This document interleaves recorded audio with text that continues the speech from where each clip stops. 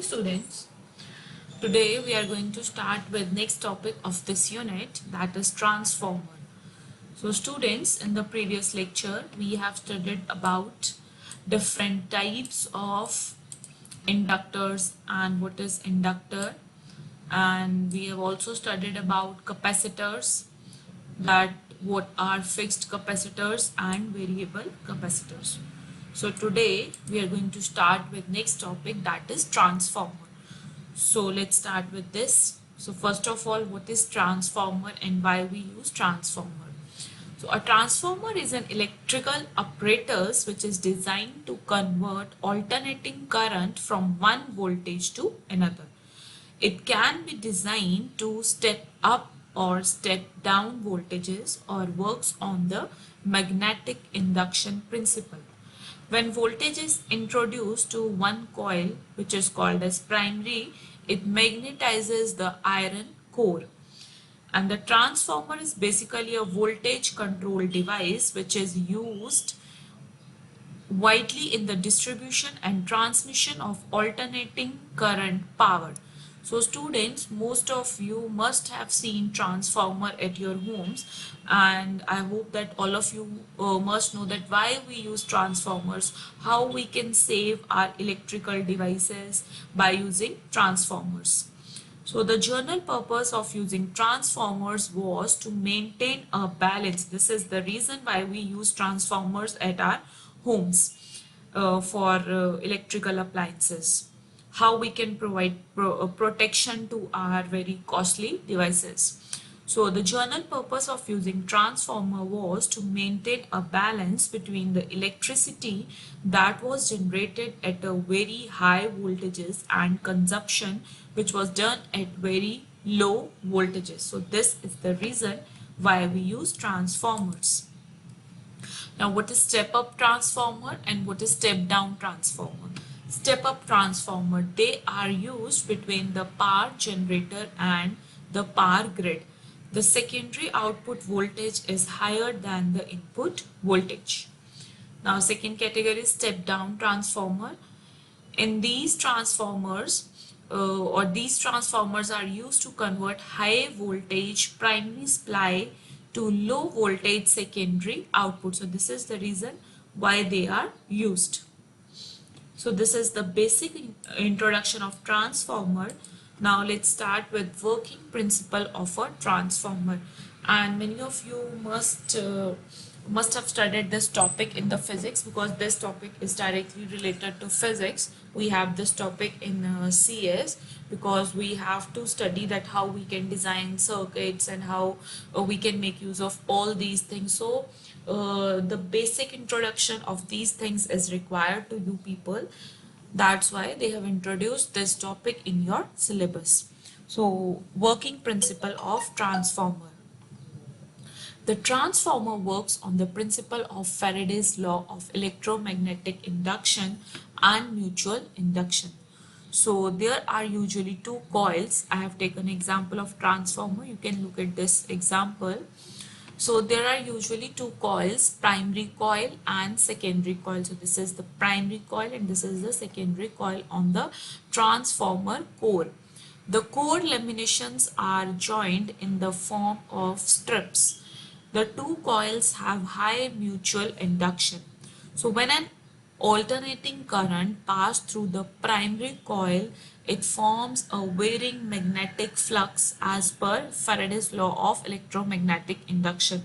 And this change in magnetic flux induces an EMF. What is EMF? Electromotive force.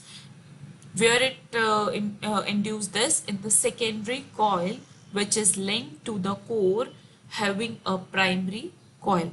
So this is known as mutual induction. So this is the working of transformer. Next is overall transformer carry this types of operations. So I have just taken 1, 2, 3 examples that operations which are performed by transformer. So it transforms or transfer of electrical energy from circuit to another transfer of electrical power through electromagnetic induction, electric power transfer without any change in frequency. This is the main reason. Two circuits are linked with mutual induction. So this is the very basic introduction of transformer that we have studied. What is transformer, what is setup and step down transformer, and what is the working principle of a transformer. Now let's move to next topic of this unit, semiconductor devices. Now what are semiconductor devices and why we use semiconductor devices? Semiconductor devices are the electronic circuits, or these are electronic components made from a material that is neither a good conductor nor a good insulator. So hence these are known as semiconductors. So that's why there is a word semi.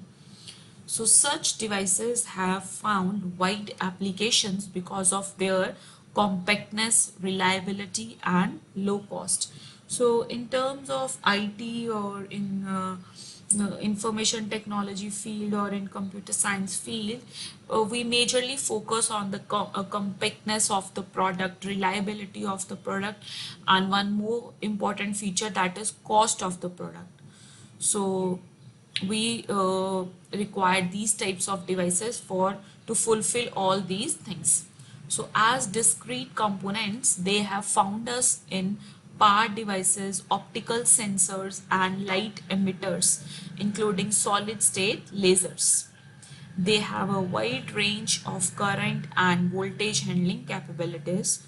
So more importantly, semiconductor devices lend themselves to integration into complex but readily manufacturable microelectronic circuits. This is the reason why we make use of semiconductor devices, because we can easily manufacture microelectronic circuits.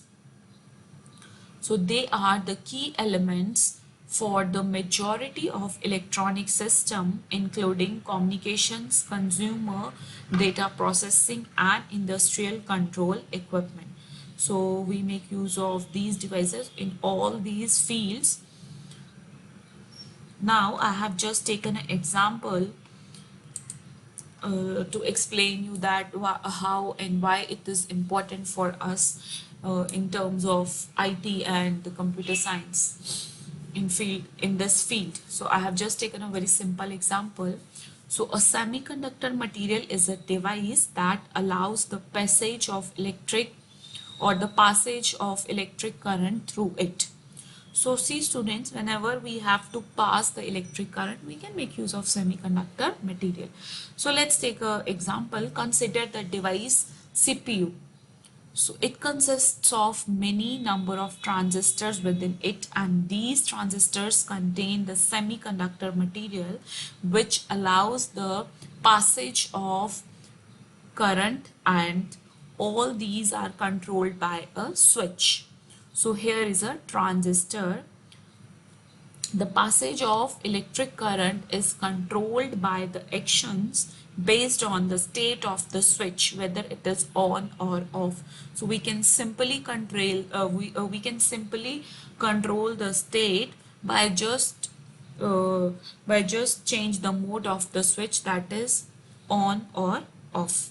So hence such a device which allows the current to pass through them partially is called semiconductor devices.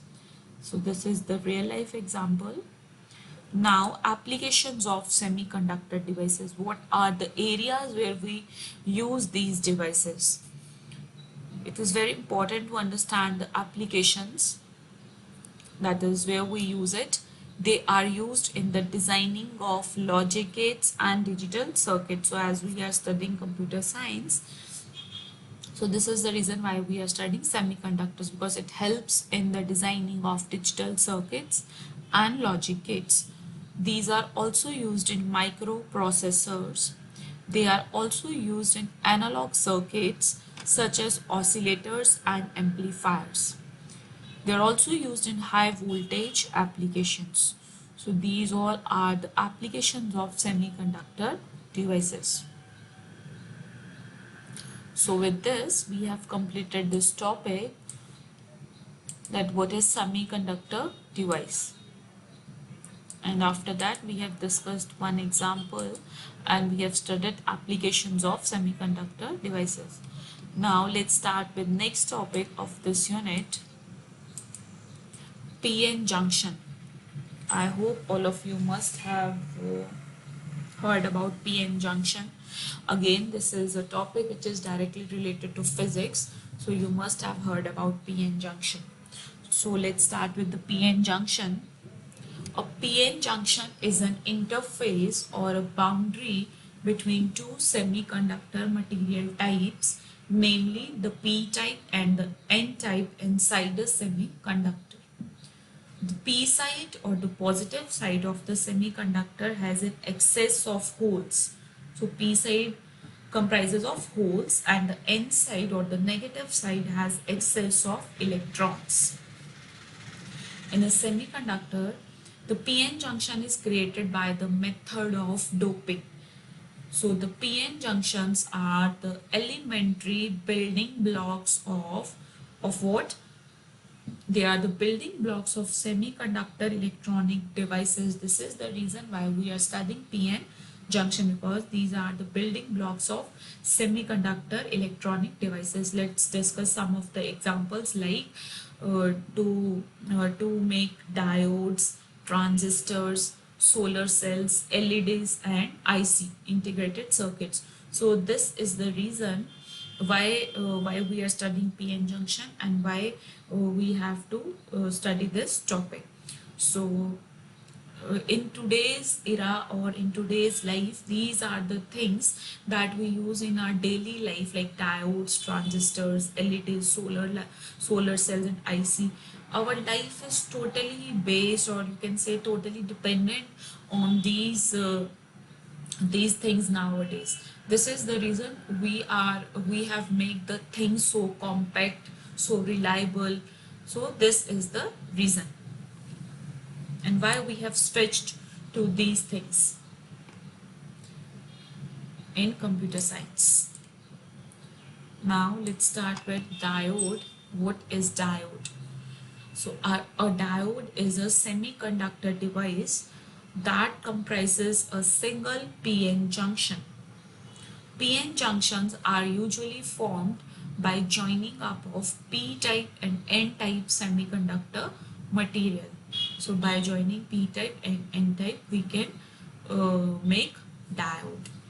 This formation is due to the reason that the N-type region has a higher number of electron concentration, whereas the P-type region has a higher number of hole concentration. We have already studied that part.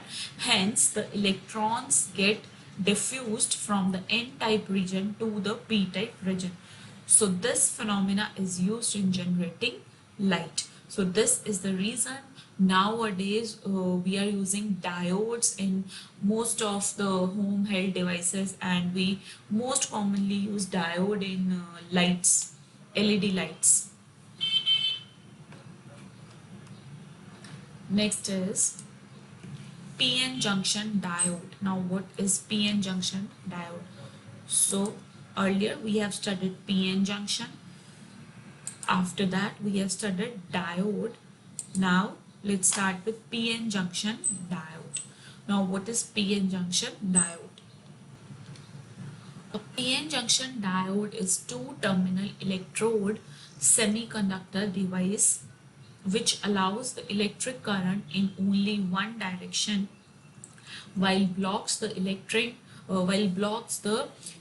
current in opposite or reverse direction. In N-type semiconductors, free electrons are the majority charge carriers, whereas in P-type semiconductors, holes are the majority charge carriers. When the N-type semiconductor is joined with the P-type semiconductor, a PN junction is formed. This is how PN junction is formed. The PN junction which is formed when the P-type and the N-type semiconductors are joined is called as PN junction diode.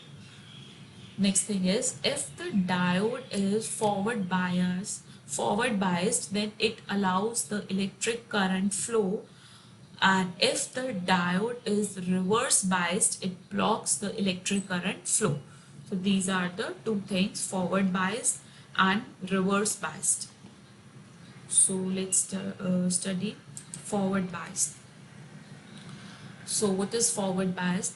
The positive terminal of the voltage potential is connected to the P type, while the negative terminal is connected to the N type. So you can see in the diagram, I have taken this example. The positive terminal of the voltage potential is connected to the P type. This is how it is connected to P type. And here we have studied that in forward biased, it allows the electric current flow. Next is reversed biased. The negative terminal of the voltage potential is connected to the P type and positive is connected to the N type. So you can see here is the negative terminal and it is connected to P type. And if the diode is reverse biased, it blocks the electric current flow. So this is how we can allow and block the flow of current. And here we have studied forward biased and reverse biased. So students, in today's lecture we have studied transformer, that what is transformer, where we have studied the basic introduction of transformer, working principle of a transformer, and some applications of or the operations of transformer. Next we have studied semiconductor devices. After that we have studied one example and then applications of semiconductor devices. After that we have studied PN junction, what is diode, and PN junction diode, and we have studied forward biased and reversed biased. So students, that's all for today. Tomorrow we will start with the next topic of this unit, and we will start with the topic types of diodes. What are the different types of diodes that are available and that we use in our daily lives. So that's all for today.